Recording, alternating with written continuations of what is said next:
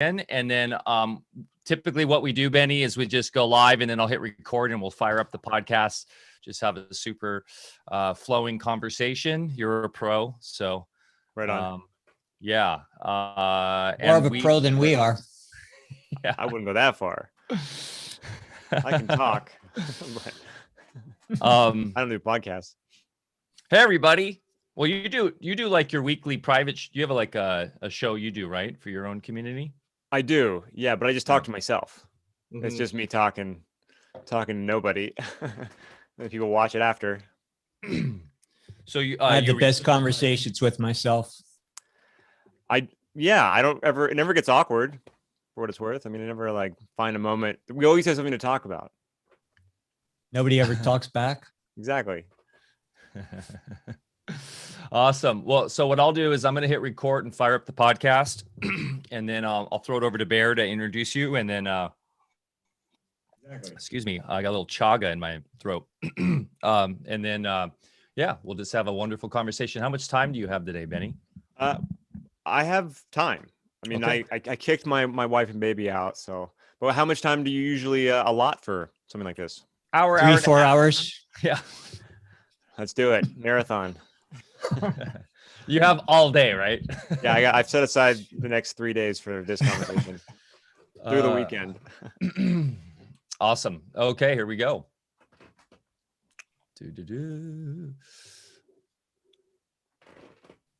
And record. And boom, we're back for another episode of AlphaCast. I'm Mike Winter, and I'm here as always with Dr. Bear Paul Lando up here on the beautiful Smith River in the glorious state of Jefferson, where freedom still reigns supreme and it is peak summertime. We hope everybody's having an amazing summer so far, or if you're in the Southern Hemisphere, enjoying your winter, which is always fun too. If you're into the winter sports like we are, I'm actually kind of looking forward already to some snow, Bear, but enjoying the summer as of now because we've had very favorable weather. We had maybe one hot streak and it's just been in the 70s, low 80s all summer. While we could use some rain, other than that, it's been paradise here. And we have been so happy with everything going on this summer, all the people visiting the farm, coming to help out, everything that's going on with the community. It's blossoming into this just amazing, self-fulfilling, self-creating entity that we kind of birthed a couple years ago, and now it just kind of does its own thing. And it's just really been fun to watch and see it grow, and people in the community connecting with each other and doing their own thing, which is wonderful. Of course, the Music and Sky community that's come out of it, the Reunion Summit community, our co-op, which is just thriving. And if you'd like information on all of this stuff, you can find all this information on our website at alfavedic.com. That's ALFAVEDIC.com. We have a wonderful online co-op you can join to get more information. You can go to patreon.com/Alfa Vedic. That's where it's currently living. However, we are working to get off Patreon and have everything exist on alfavedic.com and eventually even have Alfa Vedic decentralized on Cordal. That is all in the works and very exciting stuff.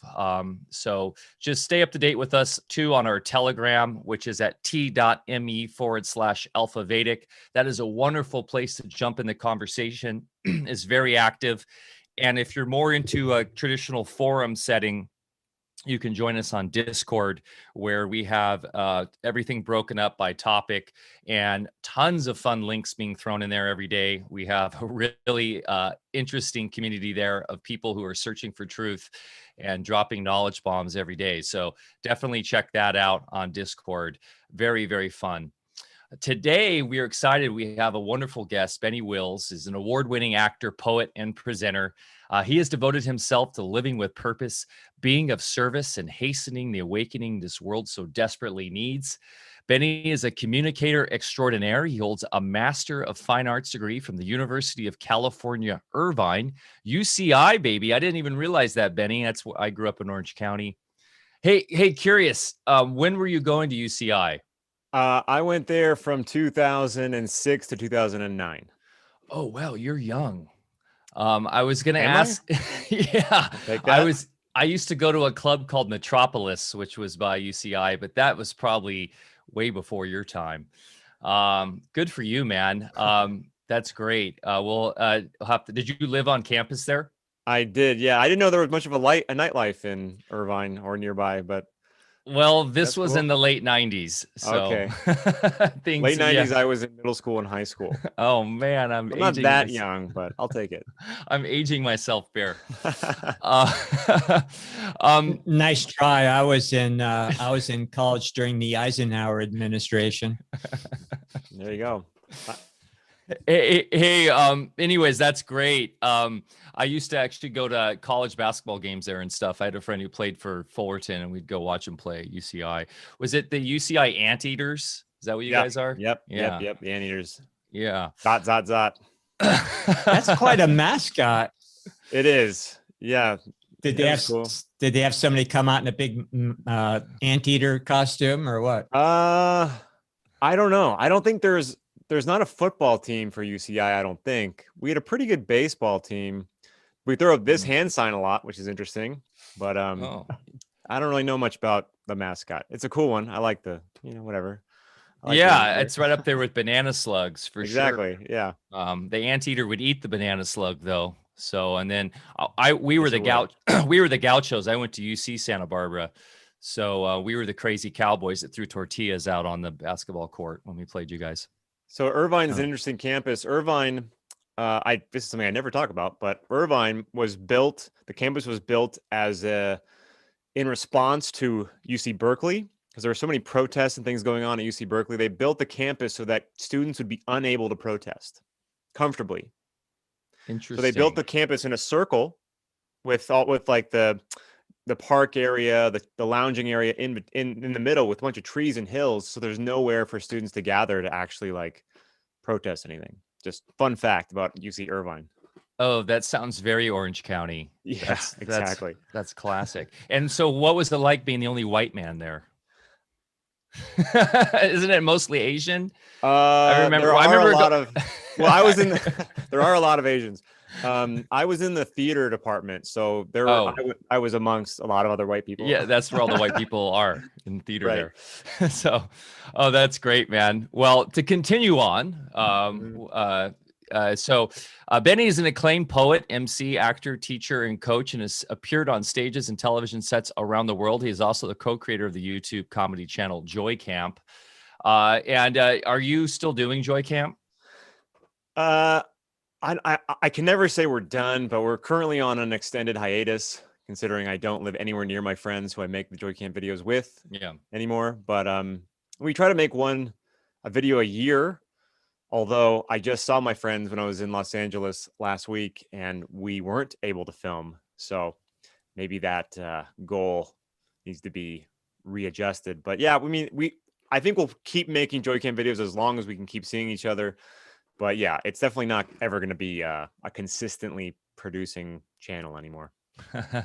Well, that channel is still up on YouTube, guys. And so just look up JoyCamp. Yeah, it's hilarious. Good stuff. Actually, way before I knew you from Anarchapulco and stuff, I knew you from JoyCamp. So nice. So to continue, speaking fluidly from the heart, this is a quote from Benny. With your emotions in check can unlock a world of opportunities that many never get to experience. Benny feels strongly that the world needs your voice. His Parhesia training was created to this aim and has taken the meaning of free speech to new dimensions. Communication is the key to success, and Benny's immersive hands-on training has empowered many who have unlocked their voice and freed their speech through this brilliant methodology. Quote, even with your facts in order and truth on your side, most people probably won't want to hear what you have to say. Learn how to capture their interest, avoid arguments, and build bridges. So here at AlphaCast, we couldn't imagine a more timely guest to help heal the current climate of contentious polarization. Have you ever felt mislabeled, misinterpreted, or misunderstood? You don't want to miss this episode with us today. We are in dire need of these types of techniques and methodologies, and it makes sense with your background, knowing you come from drama and all that, that you would be able to kind of navigate this better than someone like myself, for sure. Lando, how are you today, sir? I'm doing great, gentlemen, and good to be here. Really looking forward to this chat, Benny. I had a lengthy interview yesterday about microbes, so I'm really looking forward to talking about just regular affairs or something besides bugs. Hey, Bear, can we plug that real quick? So you were on with Andrew Kaufman and who? What was that again yesterday?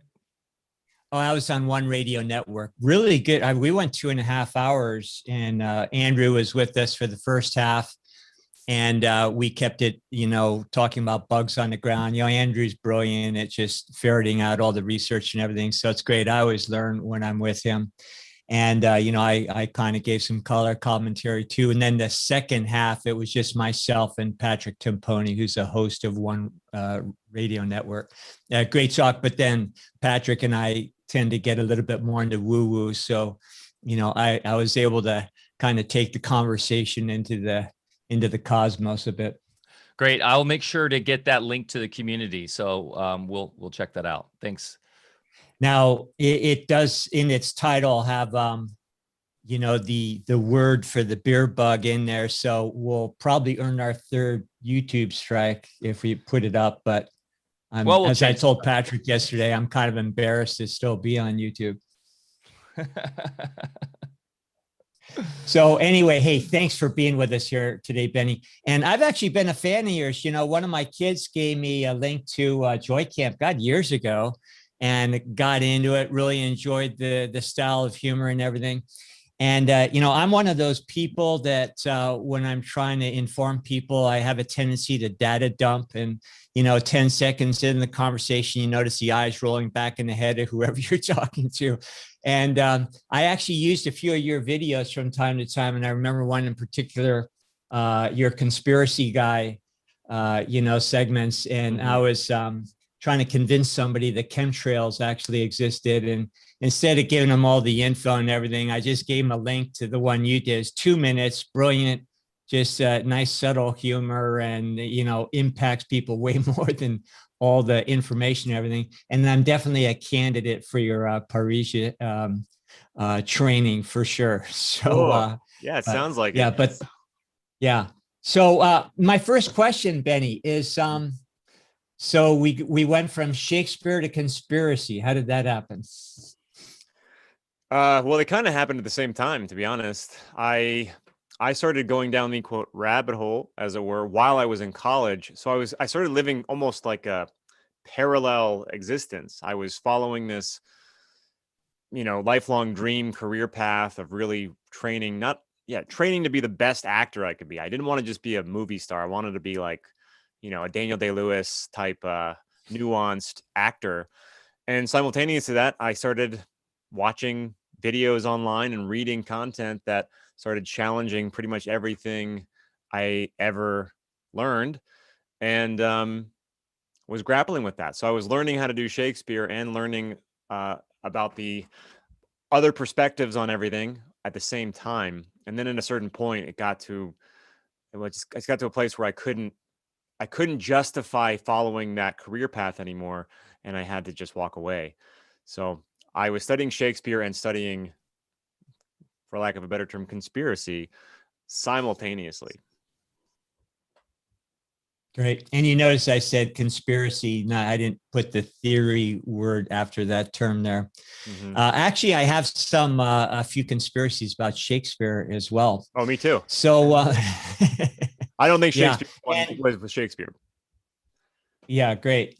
And the whole, have you gotten into the whole code behind Shakespeare, the sonnets and so forth? I haven't tapped into it, but I've caught wind of it. It's intriguing. If you have any information on that, I'd love to hear it. Oh, it's really fun stuff. Yeah, maybe we can talk about that a Yeah. few minutes later. But tell us more about what you're doing now, and just a little bit more, maybe how you got there, and you what I love about you is you're taking your talents and really using it to possibly make a difference in the world, and that's what we're all trying to do here. That's why we're hooking up today. So hats off to you. So maybe you could just expound on that a bit. Sure. Well, I think what you just said is nails it. I mean, it's about taking what you're already good at and then, maybe examining that and reapplying it in a way that's really helpful. You're not trying to get anyone to reinvent the wheel, but you already have skills, tools, knowledge, and insight inside of you that you can utilize to help. And that's what it's all about. So that's what I've really done is it's basically like a amalgamation of everything I've done and what I've achieved and what I'm good at, and putting it into practice to be of service.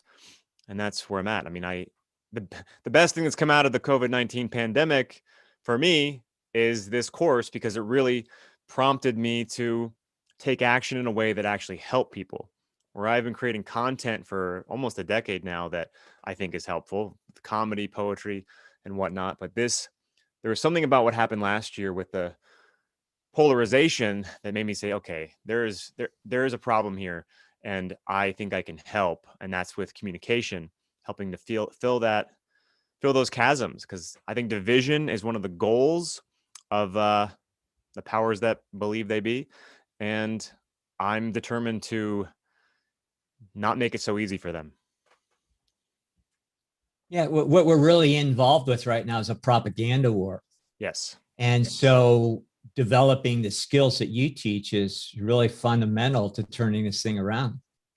Yeah. Well, you mentioned the conspiracy guy. So conspiracy guy, that character was based off of me. I mean, that is me. I was that guy when I was first really starting to question reality, because I didn't have a filter. I didn't know I was going to be met with resistance. For me, it was like, oh my gosh, this is important information. People need to hear it.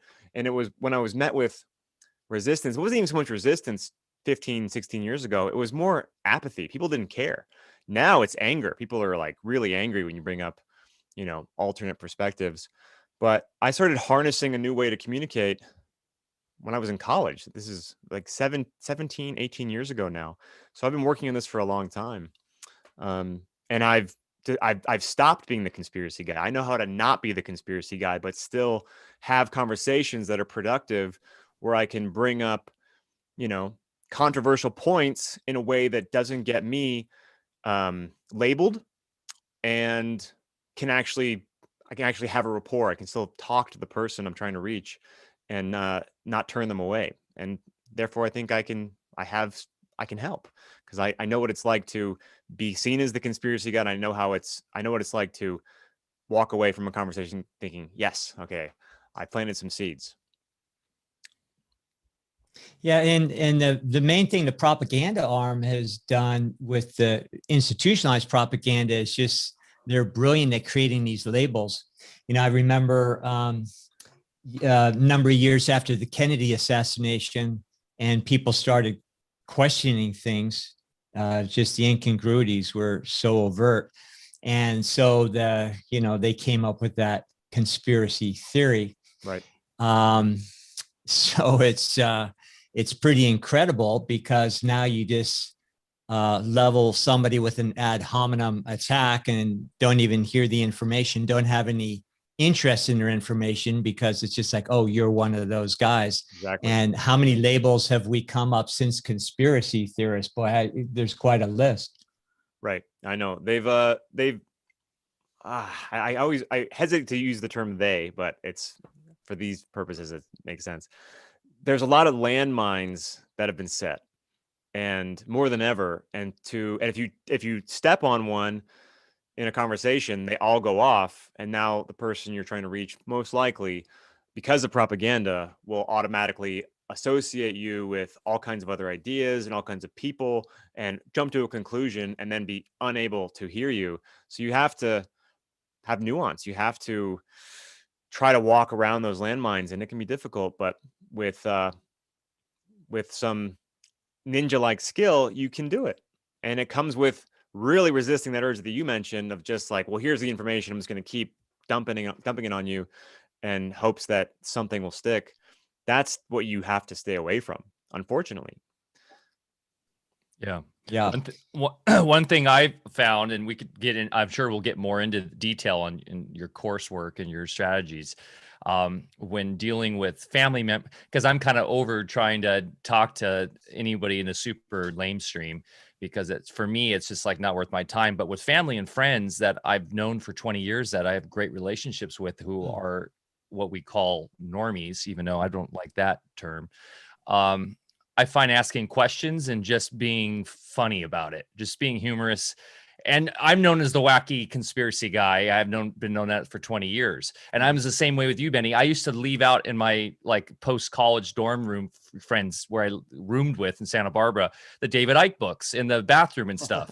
And I was like, guys, don't you know this? Like, you know, can't you see the connections with the bloodlines and the quote unquote royal elite and all these connections with the banksters and blah, blah, blah. And they'd be like, dude, get this out of here. Like, what is this nonsense? But they would just mostly laugh, right? It was kind of like laughing at me like, oh, you silly conspiracy guy. And you're right. Now you go 20 years forward, those same friends are still kind of laughing. They're not angry, but if I was to do that on Facebook and drop that knowledge and information that I saw as important, and obviously I've evolved since then, it's now anger and vitriol. So, but yeah, my point was asking questions, right? Instead of making claims. Is that a big part of it? So what's not to believe about reptilians? Oh, dude, the reptilians thing is on point. I still totally back that idea. And there's a lot of interesting stories of people working in DC and in major media, seeing literally reptilian faces in front of them and then morphing back to human. And there's a lot of those stories. I've noticed you shape-shifting a few times too. Not to go from the key is not to go from something controversial, like whatever the topic is you're talking about, to jump to that part, that aspect. That's when you lose them. But for us, you know, we can talk about that comfortably. I don't get offended by ideas. But I wouldn't lead with that. But yeah, I mean, family's the hardest. Family is hands down the hardest, and it's the most frustrating because they're the people you are sort of, you know, you love them even if you don't like them, and you want them to be okay. So they're the most difficult ones to have that conversation with, and the most difficult to keep your emotions out of it because you care so much. Yeah, it's tough. I mean, if you want to get into details of like what I would recommend, but I just know that there is no perfect recipe. I mean, I've had some people. I have a great testimonial from a guy in the class who said that I thought I was going to get something from this, and I got something different, and then what I got was better. And I love this testimonial because he's saying like I thought I was going to get some sort of playbook and how to navigate every single conversation and weave a web that's inescapable for people to get out from, and then they'll be changed. And it doesn't work that way. You have to, but you can make progress. It just depends on your approach and depends on the person. But there is no there's no magic spell you can cast to make sure they change their mind. But there are tactics. Yeah. Do you know who Michael Cesarian is? I do. Actually, he says he's fascinating because he's a warrior, right, of truth. And he says, never end the conversation where they're on top. Always get that last jab in of leaving that little bit of, so they leave the conversation going, wait, I should maybe go research that. Or I should, oh man, you know, and so never leave with your head down on, if you do get into one of these conversations where they feel like they've sealed the deal on their truth. And, you know, when we're discussing with someone who's really much in the paradigm of the mainstream, right? And it's like telling you whether it be about the devil's prick or the mask, whatever, like always get them with that last jab so that they're like a little off kilter and then you're out. And then so it's just I'd have to see that. I don't know. Yeah. I'd like to think that I just don't know. I'd like to see an example of that. It's the way that you don't want to get into an argument either. You don't want to. I don't consider it to be a fight. So if someone, I don't want to throw a jab.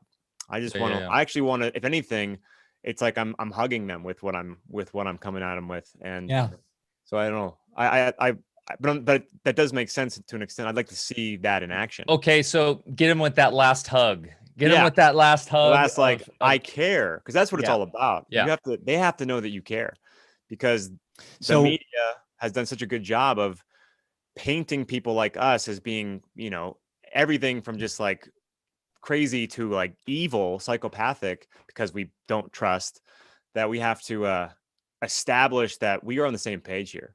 You and I, we have the same values. We both care about the same things, and they have to trust you first before you can make any progress. I like the old feel, felt, found technique, where you say, yeah, I know how you feel. I felt the same way, but what I found, and it's just a good way to kind of build a little bit of rapport, I think. So That's what really do you good. think of that? I think it's great. I mean, think about it like this, Mhm. like, what a terrible time to be blue pilled. I mean, what a nightmare. Ignorance is no longer bliss. Ignorance is hell. Ignorance is absolute terror. Being afraid that the healthy person you see walking outside your door could be a super spreader of a deadly virus. Like, that's insane. So we have to have a lot of patience and a lot of empathy, because they're living in total fear, and they're not feeling good. So we have to really put ourselves in their shoes and like come at them gently. And they've been taught to fear you. There's a lot of predictable phases that you go through when you find out, an individual in your life, an institution that you used to trust has been deceiving you. It's just like a relationship that ending badly. You go through the despair, the anger, the sadness, all that stuff. And some of us, for whatever reason, just started looking at things on our own. So we've had a long time just to go through those predictable emotional states, come out the other side and say, well, okay, now what do we do about it? But now what people are being asked to do is go through all that instantly. And I think it's just too much for a lot of people. Right. Exactly. Yeah. When you start questioning things, you inevitably hold the mirror up to yourself, and you have to question yourself and who you are and what you're doing, and what, are your values important? Is your career really what you thought it was? And people are really hesitant to tug on that thread. I think that's really, I think really that's the underlying all of it. Like, that's the real reason why people have a hard time hearing perspective, because it's too uncomfortable. It makes them, they literally have to start questioning everything, because it is, once that thread is pulled, the sweater comes undone, and people don't want to do that. You can't go back once you start shattering paradigms. Yeah, and that's a good segue into what I think is one of the central themes in your work, which is it's all about changing yourself. Well, absolutely, and that's the point that I wish that I could jump to and relay is that, yeah, it's tough to accept that there's so much deception and evil out there, and people with really bad intentions. But when you accept it and you work through that, on the other side is amazing. Like, it's so worth it. There's a light at the end of the tunnel. You can crawl out of the rabbit hole and into a brand new world where, like you guys are talking about self-sustaining community and self-sustaining farms and homesteads, and like all this beautiful truth that we don't need all these comforts of the system. And that's what's on the other side. You have pure, real relationships where you're not, I don't know, all self-conscious about that, if they're going to judge you for your status or whatever. That's the truth, is like you shed all of this baggage, but it's really intimidating. And you have to accept that there's some dark elements to our world. Yeah. It's like cutting through the forest with a course, machete. You just got to like get through it. And all of a sudden, oh, yeah, wait, it's clear. yeah. Oh my gosh, it's beautiful over here. But it takes work. And it's expansive. Your world becomes a lot larger. And how exciting to be able to question everything, right? I love, this is the only experience I know that I'm going to have. I'd rather I like the idea of being able to question everything if I want to, and no one telling me like, no, that's already settled. You can't question that. No, we've already come to the conclusion about that. Like, well, no, this is my experience. This is my life. I want to know, if there's any other perspective to be had on literally everything, I want to hear it, because it's interesting and it's my life. Yeah, it's all about freedom, right? And sovereignty. What we're really talking about here is sovereignty and understanding self-mastery is questioning all and not being afraid to question. And I think a lot of the issues we have nowadays is we have a lot of grown-up kids running around who rely on have given their authority away to the quote unquote specialists, or right, we're the professionals that just listen to us, trust the science. And what happens is that they become a shell of what they're supposed to be in this realm. So right, speak to self-mastery and all that. I assume unfulfilled potential. Yeah, I think this is a giant child abuse cult. I think and it's on like a small scale to large scale. We're all victims of child abuse. I mean, from prenatal. I mean, learning about like the traps of the backwards nature of the hospital birth was a huge one for me.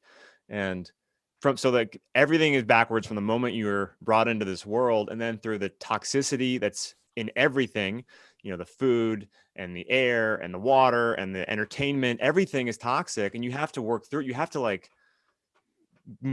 that and evolve past that. But it's all there to slow us down and to keep us in a certain train of thought, or trains of thought. And therefore it's like we're all coming out of a child abuse system.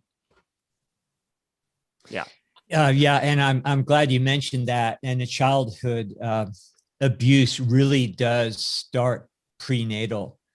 I had to do an internship. I did it at Stanford, and I had to deliver so many babies as part of my training there. And I remember my first day in there, I'm in the doctor's lounge, and it was NFL playoff day. It's like a weekend, and all the doctors in there, and I'm kind of the young guy, just sitting there hanging.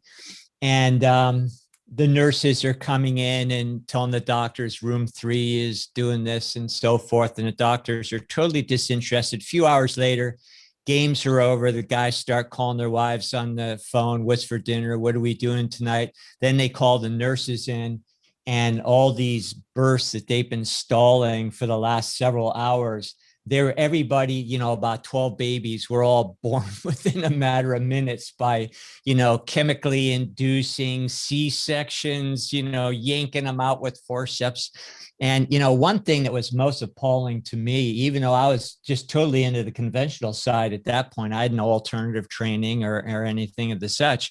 But I don't know if you've ever seen a little baby boy circumcised. Oh, I have. And oh, there you go. It's horrific. So, screaming with no sound coming out of the mouth. And then, of course, the umbilicus is, immediately cut. That's supposed to be, connected to the mom until it stops pulsing and all that. And, and then, of course, the way that you're forcibly yanked out of the womb, it's very barbaric. It's traumatic. Incredible. I delivered our kids at home myself. So we had our son in a home birth. Yeah, it's traumatic. Fantastic. That's what I'm saying. And then that's just the beginning, Yeah. And then you start eating crappy baby food and playing with toys that mess with your attention span, and watching terrible entertainment that plants subliminal messages and overt, like not even subliminal, like really blatant propaganda messages. And you go into public school, and then you're brought up in this system where you're meant to be an automaton and not to reach your maximum potential. And we're taught that everything is meaningless, everything is random. I mean, it's a joke. It's a joke. It's a giant child abuse cult. But that's how people. That's why we're talking about how do we reach our friends and family, because they're all products of the same system. And we luckily had a moment where we're like, something's wrong here. And they haven't had that moment. They have it to an extent, which is something I talk about in the course. Everyone has that access point where they know something's wrong. You kind of have to like find your way in and, speak to that for them, with them. But yeah, it's a mess, man. Even the vitamin K drops, which people say, it's just a vitamin. It has benzyl alcohol in it. Alcohol is a depressant to your nervous system. Breast milk has vitamin K. Yeah, vitamin K is in breast milk. They give them vitamin D drops. Take the baby outside. Go stand in the sun. Like it's also backwards. The baby topic's very close to my heart since we just had a baby, and we went deep down that rabbit hole of like the birth process and just knowing how the hospitals do it. And I don't think the people involved necessarily have bad intentions. They're products of the same system. They think they're doing what's right. So it's not that they are evil out to like just, damage children. They're just doing what they're doing what they've been taught, which they think is right. And it's just perpetuates this cycle. But yeah, the baby issue is really, I'm really close to my heart. Obviously, I have a 9-month-old baby, and I'm I learned all about it, and I saw he's a product of a natural birth with no drugs. My wife Sonia didn't do epidural, didn't do pitocin, didn't do all this stuff, and she suffered. I mean, she labored. It's called labor for a reason. She had a really difficult labor, and she was in pain. But he came out healthy. He came out without interference, and her pain was his gain, and then she recovered. I mean, it just comes with the territory, and she's fine now. And but yeah, and the really next yeah. So in my training, really me up. Yeah, no, great. And it gives me hope, because there are a growing number of people on the planet, just like yourself, that are doing things different. And that's going to be, a nucleus of a new population to build a new civilization. And it's plenty. So I don't look at things pessimistically at all. Me either. Part of my training too was, it was, I guess, a precursor to social distancing. By the way, I loved your meme, social distancing is an oxymoron, which is cool. so true. Yeah. It's so great. But we were taught professional distancing. So we're constantly admonished, do not empathize with your patient, because then you won't be able to be detached. And that's, most doctors are a product of that kind of training. Wow. Where it's just this cold thing. And that's why they just look at somebody, we got your test back and you're going to die. They're just like, there's no connection there. And it's just incredible. Wow. When empathy should be the first thing they do, they connect empathetically. Wow. Mm-hmm. Yeah. Again, backwards. Yeah. It's all backwards. It's at a point now, and you guys can probably relate, where it's like, all right, what's the opposite of what the popular idea or opinion is? Because it's most likely, if not totally the opposite, leaning towards the opposite. And it's like everything's just so blatantly inverted at the moment. Maybe it's always been that way. I don't know. I can't tell. For a long time, I think, but now they've just perfected it to an art form, but not just an art form. They've taken it to ludicrosity. It's just absolutely ridiculous. Yeah. It feels like of course, now I don't really know what to believe about history. Like, it's hard to determine exactly what has happened in the past, but it certainly seems like this has been a slow and steady progress of getting people from self-sufficiency, from community, and into dependency. And they got to this point, it's like it reaches the crescendo point. They're like, okay, enough people are totally dependent on the system. They don't know how to survive without it. Let's, pull the carpet from under them. And now they can do whatever we want because they don't know how to live without us. And that's what it seems like, especially with 2020, what happened with the pandemic and all that. There's a growing number of brilliant historians and archaeologists now that are uncovering our true roots in it, and I believe this. Parhesia? Civilizations, there's that. And, but, just ample evidence that there's plenty of civilizations that lived peacefully with each other, with their neighbors. And, what's really been a concerted effort is to just stamp out that whole concept that people can actually get along with each other. Exactly. I can see it just in my lifetime, when I was in college, and, my roommate on the football team was a black guy, lifelong friend and everything. And we were all getting along fine, raised our families together after, partied together, hung out, played ball together.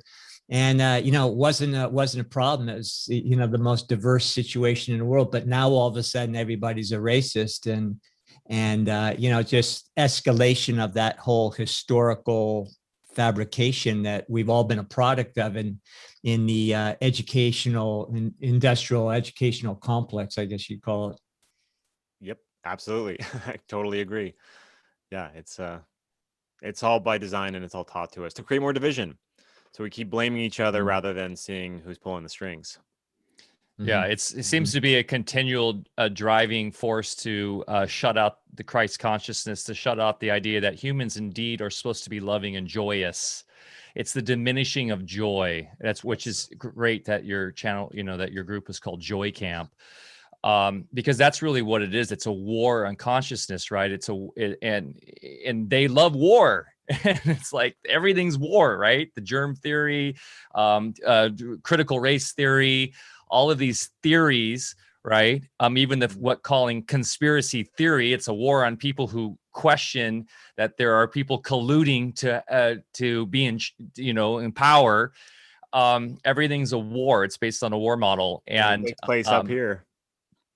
Exactly. And yeah, Bear is right on in terms of there's some fundamental, fascinating alternative research into history and civilizations that weren't based on the war model, that were living in harmony and joy as humans are supposed to be doing. I think it's important for us to embrace that and to embrace these alternative stuff. In terms of that, in terms of the joy idea, I assume you bring that into your course if you want to go a little bit more into Parhesia, and also maybe explain what that name means and where that comes from, and what got you into doing this, really. Sure. So regarding joy, optimism, I consider myself to be an apocalyptimist. I refuse to be. Yeah, I mean, every time I look at my baby boy, I think there's hope for the future. I think that every generation ever has a certain set of challenges to overcome. I mean, it's part of the deal here in this experience. And this is our brand. This is our flavor. And maybe this is a culmination of things, but it's still, there's always going to be challenge. This is just the challenge we have to overcome. And we have truth on our side. And I think that's powerful. That's undeniable. So while circumstances are frustrating, and then we have a lot to work out, and we have a lot of work to do, I do think ultimately, I think good wins in the end. So I try to infuse that through everything I do. I mean, I like to inspire people. I want people to feel activated and not defeated, because when you're activated, then you're more ready to take action. You're more confident in yourself. And that's what we need. We need people to be, more willing to just try stuff to see what sticks, see what works. It's okay to fail as long as you don't let the failure defeat you. Regarding the course, yeah, like I said, I mean, I saw a need to communicate. People are losing their ability to communicate. And I mean, look at our primary mode of communication now is social media. And I think that is one of the reasons why we're losing our ability to communicate, because we're not having actual interactions. We're having these Facebook debates where you're not stealing the other person's energy. You're having an actual give and take. You're just like, well, here's this opinion. Well, here's mine. Here's this link. Well, here's this link. Read this, watch this. And then boom, nothing's accomplished. What's the point? And then you just have animosity towards that person, and you're not experiencing each other to have empathy in the moment. Anyway, so I saw a need. I saw so many people just losing touch with people they care about because of their differing opinions. So I thought, I want to try to help this, because I feel like I have a good relationship even with the people that I don't agree with things on. And because I've been harnessing, sort of refining my methods of communication for the past 20 years, I've seen how I've seen like the ups and the downs of, being a conspiracy theorist. And I'm good at navigating conversation, and I'm good at communicating through creations like JoyCamp, sketch comedy, with poetry, which is another part of the course, like helping you find your voice through a medium, because that'll help you harness your thoughts, be specific, speak from the heart, and deliver something that perhaps is more palatable than just a in-person impromptu conversation. So it's a whole spectrum of things. It's really like under the umbrella of communication. And it's whether it's in front of a crowd, one-on-one, with a stranger, with a family member, or, harnessing your thoughts and your feelings into a created piece. Oh, and then the last thing we want to address, Parhesia, the name literally means free speech. It means to speak freely or boldly, and specifically, it means to speak truth to power, which I think is really important. It's an amazing word that's been lost from our lexicon, and I think I know why, because it's a powerful concept. So you've integrated poetry into the mix. I know, as far as your own poetry, which I've heard a little bit, which is great. And now, is that part of the course as well? And where does that fit in? Yeah, so there's an element of poetry in the course because I think it's an easy artistic expression to start. It's a muscle you can start flexing rather easily. Whereas maybe if you have aspirations of being a harp player, that might be a little harder to do in 10 weeks. But I can help you with your wordplay and like getting your thoughts on the paper and construct it in a way that's, not just a rant or like verbal diarrhea, but it's actually, you take your time to create a piece. So there is an element of poetry writing in the class, and it's amazing. I mean, I had everybody in the first season produced an excellent poem. Everybody. It's in all of us. We all have that potential. And that's what I like to bring out. I mean, I think that we are created beings meant to create, and we're all capable of producing a masterpiece or masterpieces. And I really want to help people remember that.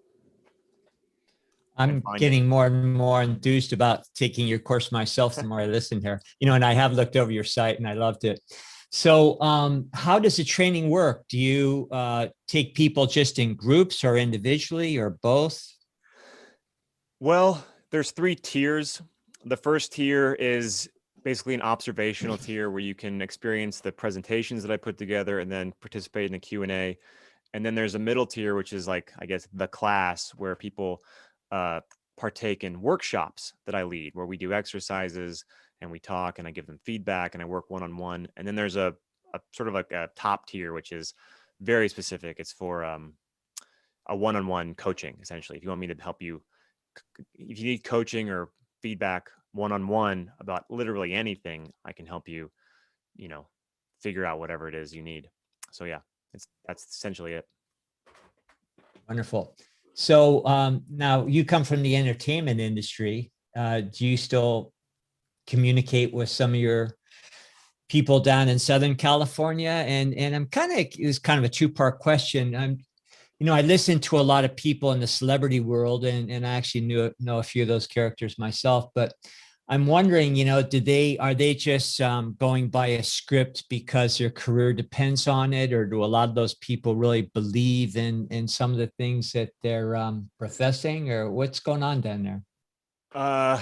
It's a mess down there. And I mean, that was the hardest thing. Accepting that Hollywood was not only a part of the propaganda wing, but like integral to it, was a real difficult thing for me to accept, because I had real cognitive dissonance about Hollywood for all throughout my 20s, essentially, because I was so focused on that, and I had been since I was a kid.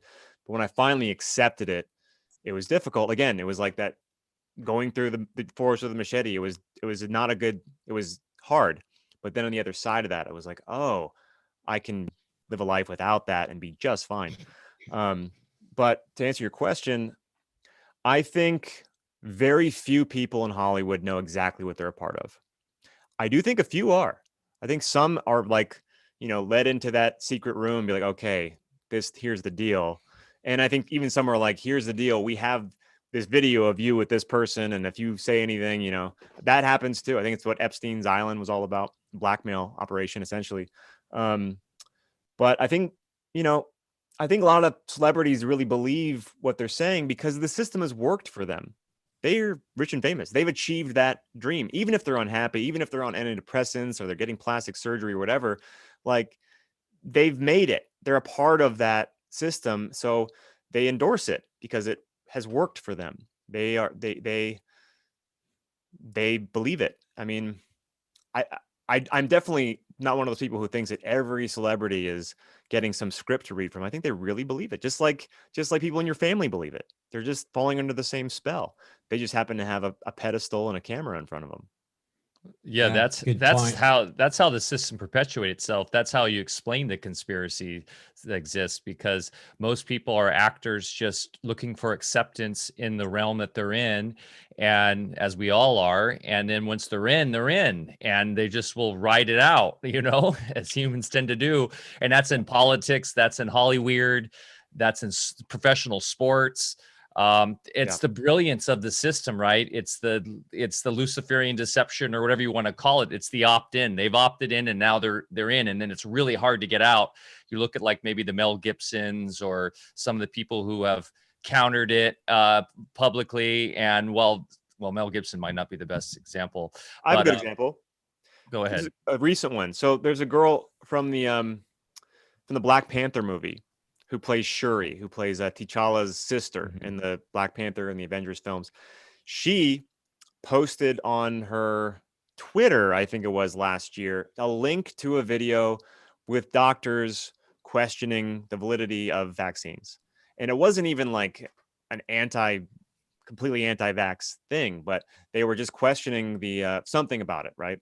It was just like bringing that perspective. And she just said, please watch, with little like prayer hands. She got so viciously attacked by everybody, not only people on Twitter, but like her co-stars in the Avenger films.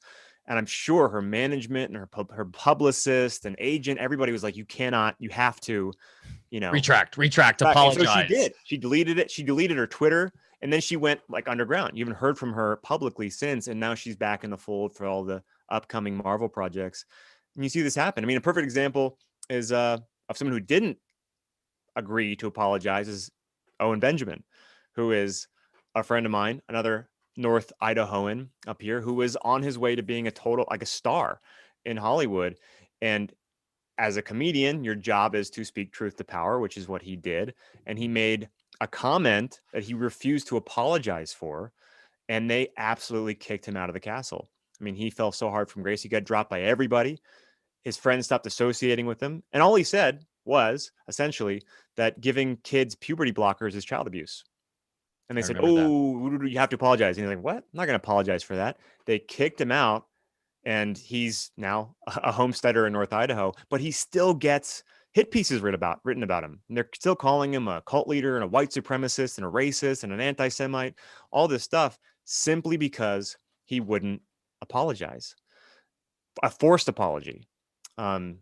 So yeah, that's what happens. I mean, he's a perfect example of like, okay, here's what happens when you don't apologize. Now, granted, he's bounced back. Like he's completely, it was the best thing that could have happened for him, really, because he found the silver lining. He turned it into the challenge into an opportunity. But for that girl in Black Panther, she's now just like, okay, now I'm back to just being your worker. It's ironic that he gets called a cult leader from the cult.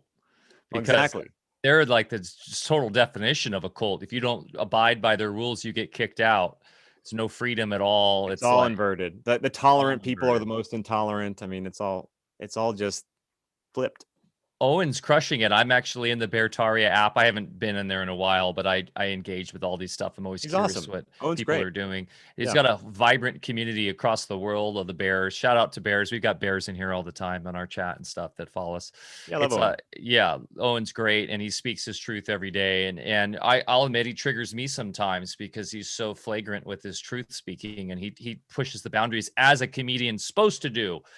I mean, talk about live has been like one of the worst things in the last 20 years with the whole PC culture going insane, is the comedy has just flatlined. Died. It's really sad. This is one of the reasons why I do. So even though I don't do JoyCamp anymore, I host a weekly meme show on my YouTube channel. And it's also BitChute, Brighteon, and Odyssey. But because we need humor. We need to laugh. And comedy's dead. And I think, unfortunately, memes are the strongest aspect of comedy right now. That's where the comedy is like online memes. Like that's where we're at. So I'm showcasing that. Like here's some memes that speak truth to power that are funny, and you can share them. Did you get to talk to David Avocado Wolf at the festival at Music and Skydal, the meme master himself? Oh no, I didn't get a chance to talk to him at all.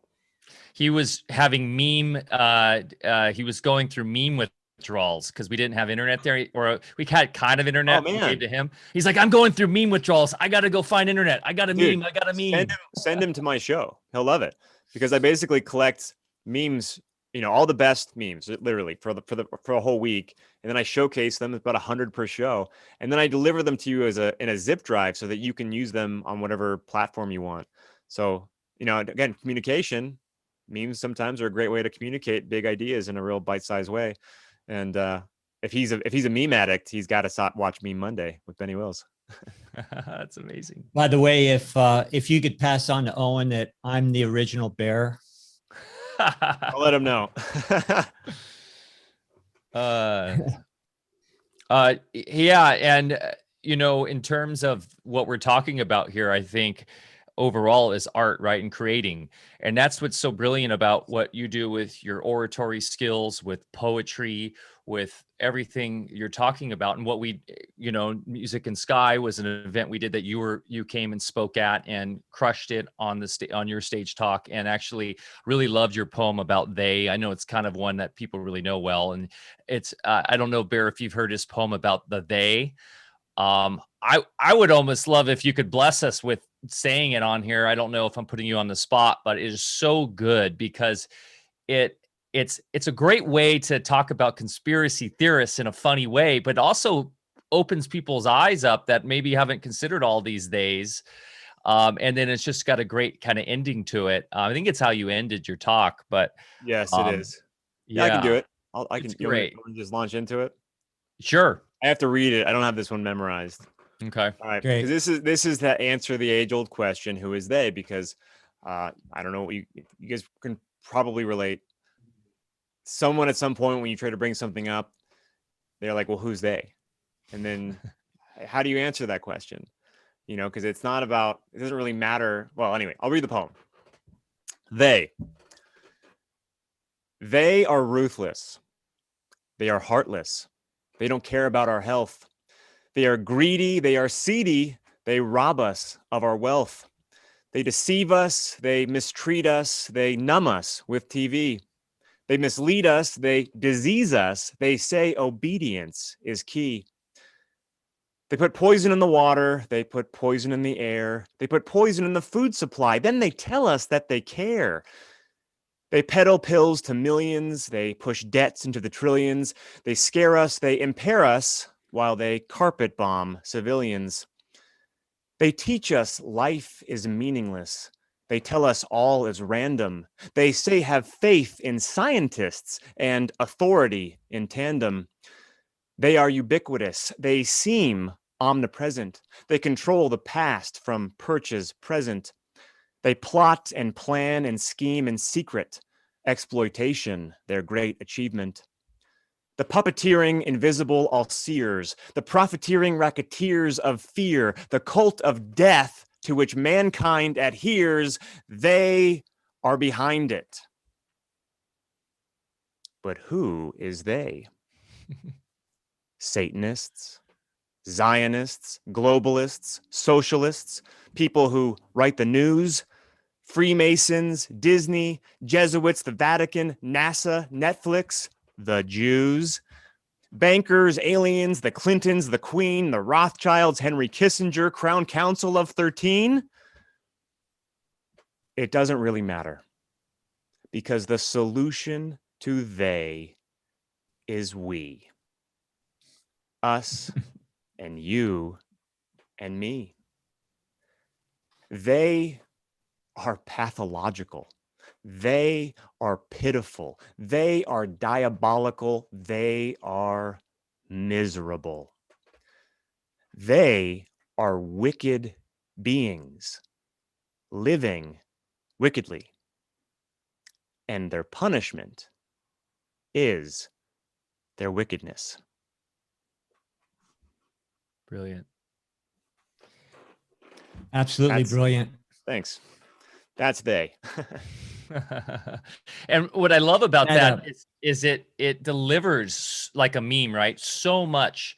So like, I mean, you just covered the whole gamut of so many tactics and issues we're having in this inverted reality, but in a way that's playful, in a way that's like like people that might have never even thought of this stuff have been maybe had a little light turned on, but in a way that's not conflicting, right? It's not driving at them. It's just it's a poem. It's rhyming. It's Dr. Seussish. Yeah, exactly. Well, you can turn it into something that's melodic, that's fun, that's creative, and also very pointed. It's, that would, a conversation with all those elements in it could be days long, but to consolidate it and put it into a fun, structured piece. Yeah, it's also harder to debate a poem, right? It's harder to get into an argument about a poem. I had someone just 2 weeks ago say, because I have another poem called Hands, which is a true story about a mother and her son who had some damage after a what. That's a very good one. You said that one at Music in Sky too. I remember did. That was heartfelt.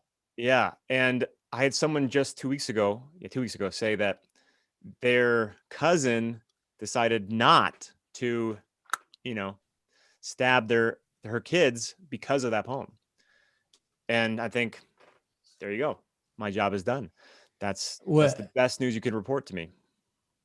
I don't want to put you on the spot again or just have you do your poetry, but anyway, we could hear that one. Is it too lengthy? How about this one? How about we link this one to viewers and listeners? Yeah. It's pretty in depth. And my one, see, as a perfectionist, that was the one poem after Music in Sky that I was like, maybe I shouldn't have done that one, because I like doing that one memorized. And I pulled it off. I didn't have it. I hadn't done it in a while. So I read it off my phone. And, for that one to have its most impact, I think, is when I'm not reading, when it's really just flowing out. So we can link it and then people can watch it. And I think. Yeah, wonderful. We'll link. And I understand. Yeah. I understand what you're saying. That would be wonderful.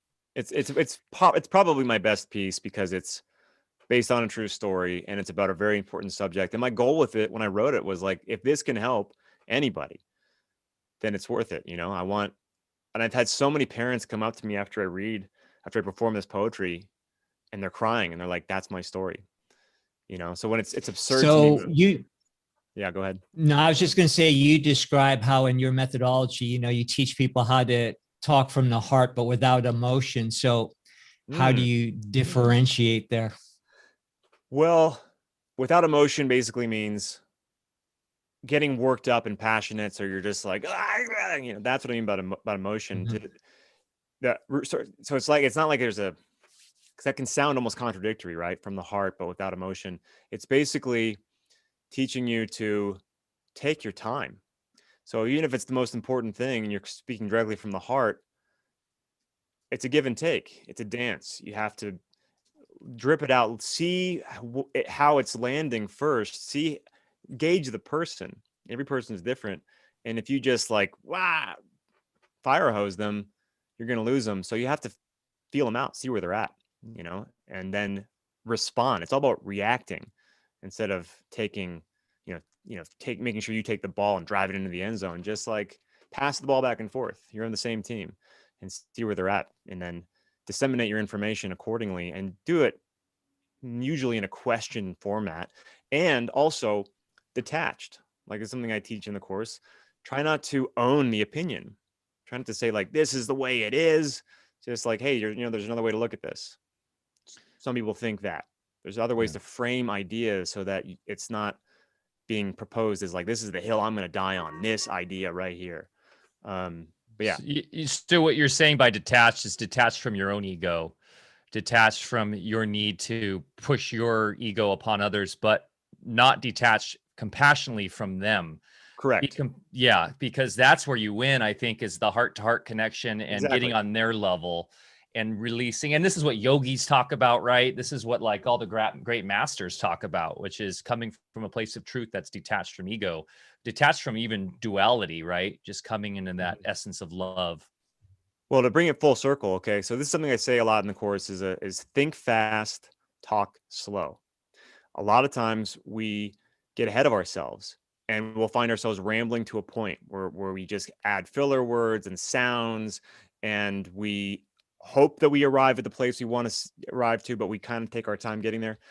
This is something I learned from doing Shakespeare, was think fast, talk slow. When you study Shakespeare, you learn that nothing is everything that's thought is said in Shakespeare. That's what soliloquies are. They're thought processes, but you're saying them out loud to the audience. And the soliloquy is just a conversation with the audience. They're just not speaking back.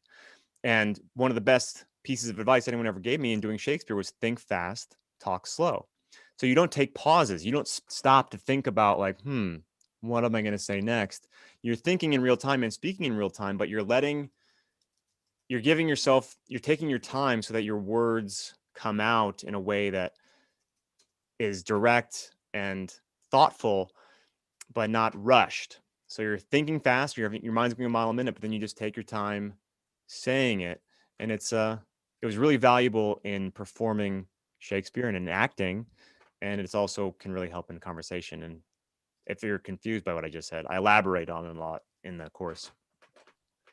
And, authentically speaking from the heart, it conveys a palpable resonance that really penetrates the mental plane and breaks down a lot of those barriers. And it's, regardless of the content, it's you really can't argue with that it's an actual resonance that only the heart can convey.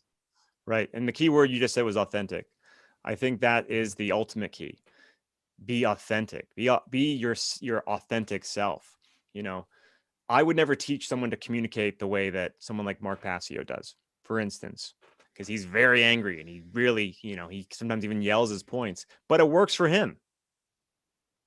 So he's authentic, and that's why you listen to him. You're like, this guy is no BS. This guy is like, he's not trying to pull a fast one on me. He means what he says.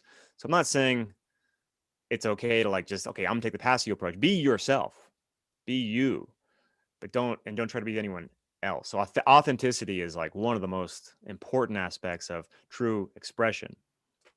Mm-hmm. This is also a great course for marriage, sounds like, because some of the most triggered times when I am not slowing down and thinking before I speak is when my wife and I get into something, right? And I think a lot of people who are married can understand this because you're so passionately intertwined with each other. And, if you're properly married, right? You're when a baby's crying in the background and you're trying to. Do you talk at all about breath work at all, or kind of going to breath before, or I do. I talk about breath work, especially in regard to how to get on top of fear. So especially with public speaking, the first thing I talk about in the course, it's not a public speaking course, but I do talk about public speaking because it's a method of communication and a lot of people are afraid of it. So I talk about how to sort of mitigate that fear. And so how using your breath can help you calm down, focus, get out of your head. Because it's not about conquering fear. I think that concept is all wrong. You don't conquer it. You just have to control it so that it doesn't keep you from taking action. And as far as technique goes to like taming it, getting yourself back on track, grounding, breath work is essential. Fantastic. So, not to change the subject, because I could talk about this all day, but maybe tell us, I know you're a little bit into a new homesteading project and, how's that going? It's a work in progress. Mainly it's good. I mean, hearing the way you open the show, Mike, talking about what you have going on over there, I'm like, man, okay, that's what we're going for. And it sounds like you're really in it. Our community is starting to form. I mean, we really have some amazing people up here in North Idaho. The community in North Idaho, the communities are just amazing. The best people up here. And we basically just swung for the fences. We bought a 10-acre homesteading property in North Idaho, 2 miles down a dirt road in the middle of the forest. And the house was not the best, but it was the perfect situation. So we're like, all right, we'll deal with it. We'll fix the house up. Once we bought the property, found out that it was a tear down. So we had to tear it down and we're rebuilding it. So it's been a pretty long summer, a pretty long few months. We thought we were going to be only about 5 or 6 weeks of remodel. Now it's turned into it's going to be 6 months when it's all said and done. So this is not my home that I'm in right now. We're really ready to settle down. But we've been living in a state of sort of untethered weirdness for the past few months, which has been its own challenge, and hopefully will be stronger as a result. But to answer your question, we're really determined to have this flourishing homestead property with a flourishing community, and with as little dependency on Babylon as possible. Yeah. What I can say from experience, when you're on a new piece of land, it takes a little while, you actually imprint in the land. Makes and sense. then there becomes a real two-way communication, in a very real way. And then the land really starts revealing itself in the process. And then it becomes more clear as far as what you're supposed to be doing there, where you're supposed to put things and so forth. So, my only advice to anybody that's doing what you're doing is just kind of be patient. Everything's going to work out. And you just don't have all the pieces of the puzzle until you've been there for a while. Makes sense. Yeah, I feel it. Sonia, my wife, and I, we're really good at just going for things, and doing like a trust fall with whatever situation we're in, and things always work out. And this has been the biggest one we've done that with, and it's not worked out quite yet, but it will. And I know the best things in life that have the best rewards take the most work. So we are taking it one day at a time. But yeah, I'm excited to make that imprint on the land and be a leader in the community up here. Yeah. And you made another great point in that you guys just go for it. And that's, I think, a knack that's been lost on the general population. My wife and myself, we've always done it too, just done harebrained things, as far as our, friends and family think, but, you just kind of jump into both feet. And I think the biggest tragedy is in our contemporary society is nobody wants to take risk anymore. Everybody wants to do the formula. You go to school, you get the job. And boy, to me, from day one, it just always seemed like a slow death. And, you have some experiences, sometimes some hair raising ones, but in the long run, it's just so much more rewarding. There's so many more surprises. Life is interesting. And you go back to those old folks that, are questioning you early on, and they look at you and say, wow, good job. Leap and the net will appear. That's a magnet on my fridge. I love that. Well, someone who is in drama and done plays and stuff, you understand the hero's arc, the hero's journey. Sure. And isn't it devastating to think that most people's hero's journey is the mundane side character? It's the extra in the movie and not the actual hero anymore. And that's what a hero does. What's the hero do? It takes risks. That's what the whole adventure is. That's something I always talk about on the show, is be your own hero in your journey. Yep. My wife and I did the same thing. We moved from Redondo Beach up here on a whim after a camping trip to visit the farm at the gardens here that Bear and Deb had moved to. We said, okay, we found a house, let's buy it, we're moving. And we're like, what? She had friends crying. It was, and that's how we roll. And I tell you, I say this all the time. Every morning I come out and I kiss the ground that we're here. So you guys are doing it right. You've got community up there, and I feel like there is divine will at play. And we do these things by listening to our intuition. Jump in the net will catch you, but your intuition already knows that's there in some ways, right?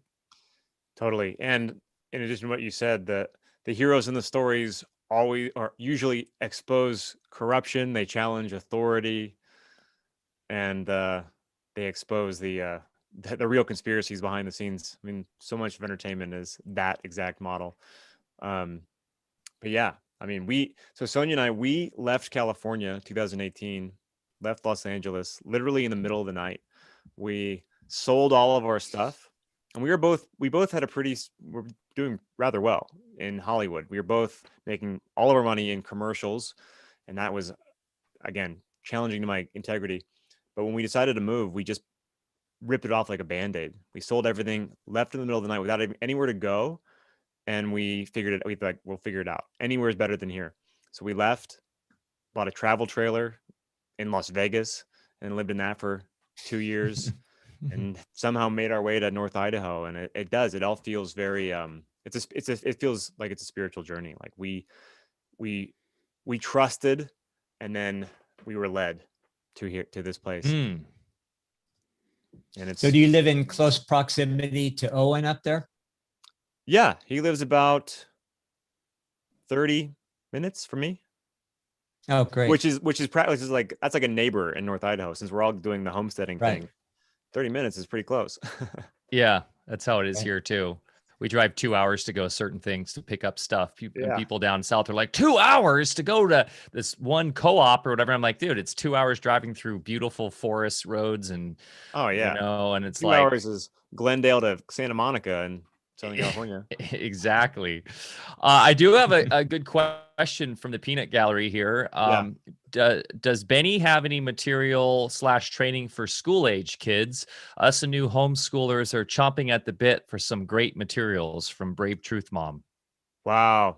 Great question. And the answer is I'm working on it. That's actually my next big project, is to write a children's book. I want to do, because I just finished what I think is like my first poetry book. I want to write for children. And not only that, I'm also developing, the next course I want to develop is trivium education, and focus specifically on how to teach the trivium to kids, how to teach critical thinking, discernment of reality to children. Because I think a trivium education for children would also be very beneficial to adults. Yep. So I don't have anything currently. I mean, I guess some of my poems and stuff, but now that I have a son, now that I'm around a lot of families, everything's changing. And I do want to focus more on, just leaning into that father side of me, I guess. And the teacher side, and writing material book or children's books, poetry for kids, and also creating a curriculum for children so that they can grow up with better critical thinking capacity than I had growing up. Yeah. Fantastic. Yeah, that would be amazing. And I think with kids, the key is we need to flip that inversion, that imagination is not real, but all these little factoids are, when, it's the exact opposite. And, one thing we did with our own kids, that I kind of picked up from traditional cultures, like in Tibet, what they do is, before you even give information, you develop the imagination by having the kids create a palace in their mind, and you could spend months or even a few years on it. And just an elaborate place with hundreds of rooms and stairways and halls and pieces of furniture with cubby holes, and then that becomes so real after a while that it's no different than you and I, just walking into our bedroom or something. And then when they've got their imagination honed, to that level, then you can start giving them pieces of information, and then they can take that information and then go throw it in a drawer somewhere or something, but they'll never forget where that is. But then you coupled the trivium, quadrivium method in it. And of course, you're teaching kids not to just name something, but actually observe and, see what the characteristics are, and really get to know things firsthand by their own observation, and not just with what somebody else told them. And then, of course, advanced education is all about getting into the sacred sciences, the 4 pillars of the trivium. So, I mean, imagine what kind of population we'd turn out if kids started day one doing that sort of thing. Exactly. Well, that's why I want to hone in on it, because I think if we had a foundation of critical thinking, we wouldn't be in this mess. I think that's a huge component of why we're in this problem. And, it's multi-generational. So after a few generations, when critical thinking has been removed from education, then, well, you stop being able to decipher what is the truth very easily. And it becomes emotion-based, what feels true rather than what is true. So we need to bring critical thinking back. We have an epidemic of the third phase of the trivium, just the rhetoric. People spitting out the rhetoric without the first 2 important steps. We did an alpha cast on the trivium, quadrivium beginning of this year, guys. So people listening that want more information on this, Bear and I did a whole episode on that. Super, super important to understand these things. And it's great, Benny. I feel like there's a massive trend in our community moving towards children's education and focusing on the children, which obviously is more important than ever. Something with Music and Sky, you were there. I'd love to hear a little bit of your experience too, as we're coming up to the end here, of your experience at Music and Sky as a ex-burner, Burning Man attendee. Also, one thing that we're moving towards, which we've been very vocal about, is more focus on family, more focus on the kids, more focus on making it this very accepting kind of place for families that are freedom loving, that are seeking this information to come and gather in a very safe environment, but also to be able to explore concepts and allow their kids to roam freely and meet other kids of like ilk. But yeah, how was your experience there? I think you would love to hear that. Yeah, no, I had a great time, and I really appreciated the invite and just the overall experience. It was great for a number of reasons. I loved the family aspect. It made me wish that my family was there with me.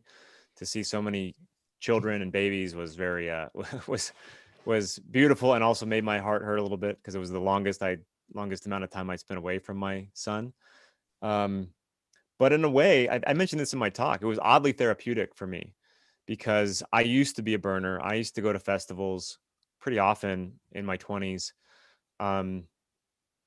I thought Burning Man types were the ones closer to understanding a bigger picture, and I kept being met. I was met with resistance over and over again when I was trying to really dig into bigger concepts and ideas. And there's just like I guess maybe it's just the burners I knew from my camp, but tended to be rather socialist leaning, rather government loving, and it just kind of ended poorly for me. Like I was really trying to force that community, and it wasn't working. And then I walked away, and I don't talk to any of these people anymore. And I kind of like just, I don't know, walked away from Burning Man with a sour taste in my mouth after going for 7 years. And going to that festival and being around of like Burning Man type people was great, because it showed that not all Burning Man types are just, government loving statists. And it also proves the point that I always make, that there is no stereotype for someone who is seeking truth and questioning authority. It's anybody, anywhere, anytime, any age, race, gender, anything. And it was great to be around a bunch of, hippies who were also willing to challenge official narratives. That was really refreshing. So it was great. It was like what I wanted Burning Man to be. And I finally got to experience it 5 years after going to my last burn. Fantastic. And that is the core philosophy of Alfa Vedic and of Music and Sky, is just question and embrace people who are open to questioning, and don't cast stereotypes on that, because even in our community, it's very diverse. You've got people that embrace flat earth theory, you have people that embrace the globe, you have people that are carnivores, people that are vegan. We don't diverge on any of those paths. We are open to all that are open to questioning and being heartfelt in their own search for that. And I think that's like a core tenet of how we, in our own, much less than talking to people that are more in the mainstream, but even in our own community, this greater awakened community, right? We have so much conflict that it separates us over these topics. And I think even your course could help within our own communities, right? Of coming together and communicating in a more heartfelt way, and not having those annoying distractions. Yes, agreed. Yeah, I'm really passionate about the course. It's my greatest creation, because it's a service, and it's symbiotic. If you trust me with your time, I'll give you my time. And and it works. Like I feel fulfilled helping people. So it's mutually beneficial, and I'd rather get paid helping people than doing anything else. Yeah. Well, you are absolutely one of those shining lights on the planet, and it's been delightful talking to you today. Do you have any final topics you'd like to cover or departing pearls you'd like to share? No, it's probably a good time for me to go track down my wife and baby and let them come back into this studio. But no, I mean, I just want to, if people are interested, make sure they know where to find me. It's really easy. Go to bennywills.com. It's BENNYWILLS. It's Wills, not Willis. People make that mistake all the time. Courses, Parhesia. There's a free webinar you can watch on my website in case you want to get a taste before you dive in. If you're interested, you got to sign up right now because I'm going to close registration next week. We're starting now. Like I had the prologue presentation on Tuesday, the first workshop day after tomorrow. And I don't want people to get too far behind if they're interested, but I don't want to turn anyone away either. So if you're interested, just make sure you take action and sign up. If you want to, if any questions, email me, benny@bennywills.com. Oh, and watch the meme show. My meme show every Monday night, 7 p.m. Pacific on YouTube, and then it pops up on all the other alternative sites as well. What's that called? How do we find that on YouTube? So it's just my name, youtube.com/BennyWills. Cool. And that is all my poetry. Well, some of my poetry on there. And the show's called Meme Monday. And I do it at 7. It premieres 7 p.m. Pacific every Monday. And then you can watch it whenever you want. And it's also on BitChute, Brighteon, and Odyssey. Fantastic. We'll put all those links in the show notes below and the description. Cool. So please follow Benny if you're not following him already. Benny, what do you got anything else coming around the horizon that we should know about? No, the next 8 to 10 weeks are all about the course for me. So this is season 2. I'm immersing myself in it. Within 8 weeks, we should be moving into our house. So yeah, I'm hunkering down for now. And then what's to come after that? I don't know. Music in Sky was my last scheduled appearance publicly, and we'll see when I get to do it again. Well, we would love to connect with you some more and just keep you involved with our community. We will go ahead and post a link on our Telegram and our Discord routing to the course because I'm sure a lot of people are going to want to sign up. So that'd be awesome. Yeah, I'd love to have you. Wonderful.